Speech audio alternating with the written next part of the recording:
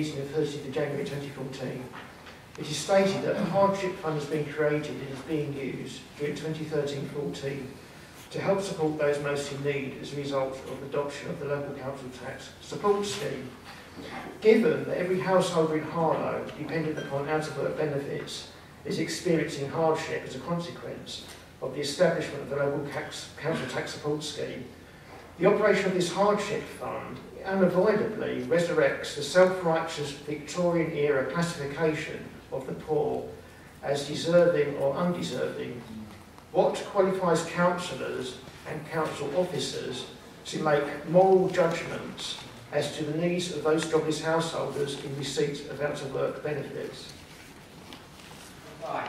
The council operates an exceptional hardship fund to help support those residents experiencing the most extreme financial hardship as a result of the localisation of council tax benefit introduced by the government.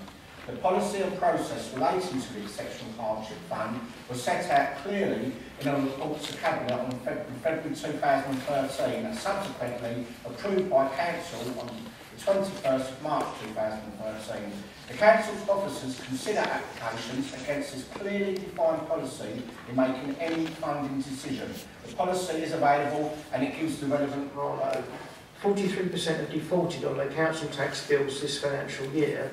1/3 have received court summonses, and more than 200 have been referred to bailiffs for non-payment of council tax. How did the Harlow Council come to the conclusion that some unemployed people do not deserve to have their benefits protected from cut?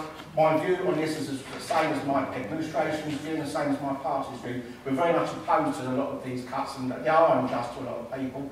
This council, as I've already said, will work as hard as we can to help those people that are experiencing extreme difficulty, and we will carry on to do so. The Local Council Tax Support Scheme Hardship Fund for 2013-14 and 2014-15, both in monetary terms and in terms of the proportion of jobless householders who could benefit from the fund? It's 15,250 for each of the 2 years. It is not possible to determine the proportion of residents that may benefit from the fund, as this will be wholly determined by the number of applications received that satisfy the criteria for support. Just a few hundred people at most.